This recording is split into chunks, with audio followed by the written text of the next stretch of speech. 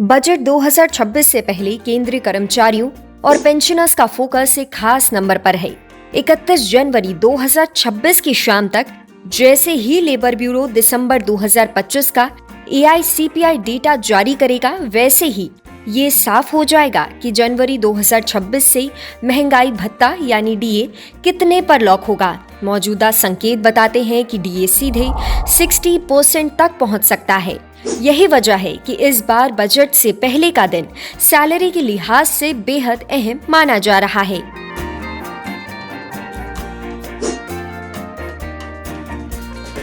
नवंबर 2025 तक के AICPI आंकड़ों के आधार पर DA की गणना 59.94% तक पहुंच चुकी है।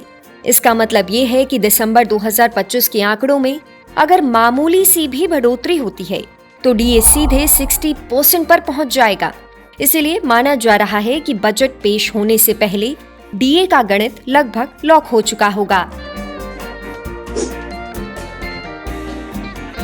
अक्सर लोग DA को सिर्फ महंगाई की भरपाई मानते हैं, लेकिन हकीकत इससे कहीं अलग है। DA का सीधा असर बेसिक पे और पेंशन पर पड़ता है। यही नहीं, 8वें वेतन आयोग की तैयारी और उसकी बेसलाइन भी इसी DA परसेंटेज से जुड़ी होती है। इसीलिए जनवरी 2026 का DA एक ट्रांजिशन पॉइंट माना जा रहा है।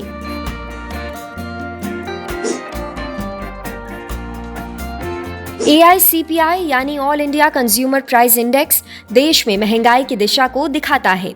इसमें खाने पीने की चीजों से लेकर आवास जैसी जरूरतों की कीमतों में बदलाव शामिल होता है। यही इंडेक्स केंद्रीय कर्मचारियों और पेंशनर्स के लिए DA और DR तय करने का आधार बनता है। 31 जनवरी 2026 को दिसंबर 2025 का AICPI डेटा जारी होगा। इसी डेटा के आधार पर जनवरी 2026 से लागू होने वाला DA तय माना जाएगा, भले ही इसका आधिकारिक ऐलान मार्च में हो। नवंबर 2025 तक के डेटा के आधार पर DA की गणना 59.94% तक पहुंच चुकी है, यानी 60% से थोड़ा सा नीचे। अब जैसे ही दिसंबर 2025 का AICPI डेटा जारी होगा और अगर उसमें हल्की सी बढ़ोतरी होगी तो पूरे 12 महीनों का औसत बढ़ जाएगा और DA 60% पर पहुंच जाएगा। सरकार DA को दशमलव में नहीं बल्कि अंक में लागू करती है, इसीलिए 59.94% को सीधे 60% माना जाएगा। चूंकि अभी लागू DA 58% है और नया DA 60% होगा, इसी वजह से इसे 2% की DA बढ़ोतरी कहा जा रहा है। देखने में ये 2% की बढ़ोतरी छोटी लग सकती है, लेकिन इसका असर बड़ा होता है। हर 1% DA का मतलब साल भर में हजारों रुपए का फायदा होता है। DA बढ़ने से सैलरी बढ़ती है, पेंशन बढ़ती है और एरियर्स मिलने की भी उम्मीद बनती है। इसलिए ये बढ़ोतरी लाखों कर्मचारियों और पेंशनर्स के लिए मायने रखती है।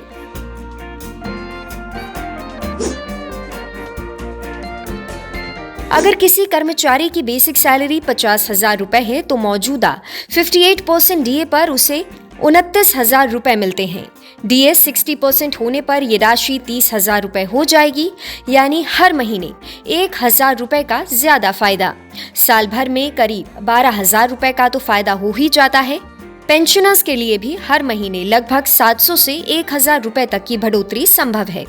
अगर आप केंद्रीय कर्मचारी या पेंशनर हैं, तो जनवरी 2026 से आपकी सैलरी या पेंशन बढ़ी हुई मानी जाएगी। बाद में जब सरकार इसका ऐलान करेगी तो एरियर्स का फायदा भी मिल सकता है। इसके साथ ही 8वें वेतन आयोग के लिए एक मजबूत बेसलाइन भी तैयार होगी। यही वजह है कि इस DA को खास माना जा रहा है।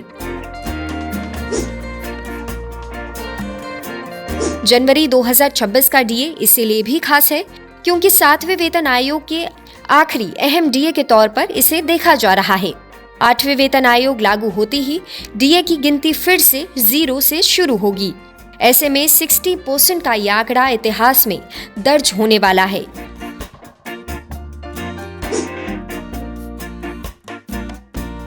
नया वेतन आयोग लागू होगा तो नई बेसिक सैलरी तय की जाएगी। पुराना DA नई सैलरी में एडजस्ट होगा और उसके बाद DA की गणना शुरू होगी। इसी वजह से जनवरी 2026 का DA भविष्य के लिए एक फाइनल रेफरेंस पॉइंट बन जाएगा। 1 जनवरी 2026 से DA को 60% मानकर सैलरी की गणना की जाएगी हालांकि सरकार आमतौर पर इसका ऐलान मार्च के आसपास करती है। कई बार होली के समय कर्मचारियों को ये तोहफा मिलता है। नोटिफिकेशन के बाद बढ़ा हुआ डीए सैलरी में जुड़ता है और एरियर्स भी मिलते हैं। इसलिए इस बार बजट से पहले आने वाला ये डीए नंबर कर्मचारियों के लिए बेहद अहम माना जा रहा है।